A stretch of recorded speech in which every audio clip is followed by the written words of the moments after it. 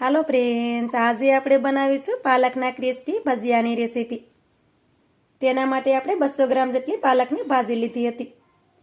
પાલકની ભાજીને આપણે સારી રીતે ધોઈ તેને આપણે લાંબા ટુકડામાં કટ કરી લીધી છે। હવે તેમાં આપણે ડુંગળી નાખશું। તમારે તેમાં બટાટા નાખવા હોય તો પણ નાખી શકો। આપણે એક મોટી ડુંગળી લીધી હતી। ડુંગળીને પણ આપણે આ રીતે લાંબા ટુકડામાં કટ કરી લીધી છે। તો તેને તેની સાથે નાખી દઈએ। હવે તેમાં આપણે અડધી ચમચી ભરી અને અજમા નાખી દઈએ। 1 ચમચી ભરી સફેદ તલ નાખી દઈએ। થોડાક આપણે લીલા મરચાંના ટુકડા નાખી દઈએ। તીખું તમે તમારા પ્રમાણે ઓછું કે વધારે કરી શકો છો। અડધી ચમચી ભરી આપણે ખમણેલું આદું નાખી દઈએ। થોડીક આપણે હિંગ નાખી દઈએ। અડધી ચમચી ભરી આપણે લાલ મરચું પાવડર નાખી દઈએ। સ્વાદ પ્રમાણે આપણે એમાં મીઠું નાખી દઈએ। થોડાક આપણે લીલા ધાણા નાખી દઈએ। અડધા લીંબુનો રસ નાખી દઈએ। હવે આપણે બધી વસ્તુને સારી રીતે પહેલાં તો મિક્સ કરી દેવાની છે।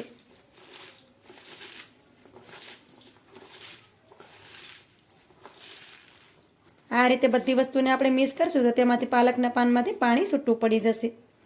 તો બધી વસ્તુને આપણે સારી રીતે મિક્સ કરી દીધી છે। હવે તેમાં આપણે 1 વાટકો ભરી અને બેસન નાખી દઈએ। અડધો વાટકો ભરી આપણે તેમાં ચોખાનો લોટ નાખી દઈએ। તેનાથી ભજીયા છે તે એકદમ ક્રિસ્પી બનશે।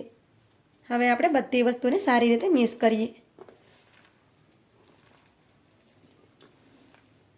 આ રીતે આપણે બધી વસ્તુને સારી રીતે મિક્સ કરી દીધી છે। હવે તેમાં આપણે થોડુંક પાણી નાખીએ। તો આ રીતે થોડું થોડું પાણી નાખતા જવાનું અને બેટરને બનાવી લઈએ। વધારે પડતું પાણી આપણે તેમાં નથી નાખવાનું, કેમ કે આ ભજીયાને આપણે ક્રિસ્પી કરવાના છે।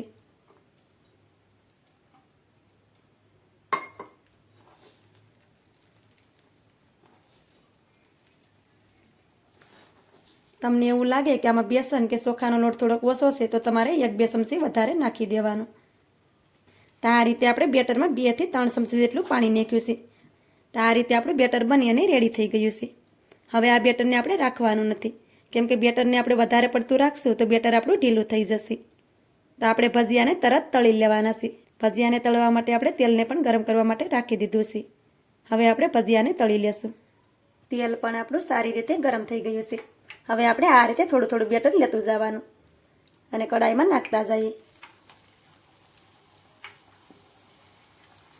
તો આ રીતે થોડું થોડું બેટર લઈ અને કડાઈમાં નાખતું જવાનું। કડાઈમાં જેટલા હમાય તેટલા ભજીયાને આપણે કડાઈમાં નાખી દેવાના છે। ભજીયાને આપણે કડાઈમાં નાખી દીધા છે। હવે ભજીયાને આપણે થોડી વાર માટે સડવા દઈએ। ભજીયાને આપણે એક સાઈડમાં થોડી વાર માટે સડવા દીધા છે। હવે ભજીયાને આપણે આ રીતે પલટાવી દઈશું। આ ભજીયાને આપણે ક્રિસ્પી કરવાના છે, એટલે આપણે આમાં મીઠા સોડા નથી નાખ્યા। હવે ભજીયાને આપણે આ રીતે બંને સાઈડમાં ફેરવતા જઈએ અને ભજીયા આપણા ક્રિસ્પી થાય ત્યાં સુધી તેને તળી લઈએ। ભજીયાને આપણે બંને સાઈડમાં ફેરવતા ગયા છે અને ભજીયા આપણા ક્રિસ્પી થયા ત્યાં સુધી ભજીયાને આપણે તળી લીધા છે। ભજીયાનો કલર પણ ચેન્જ થઈ ગયો છે। હવે ભજીયાને આપણે કાઢી લઈએ।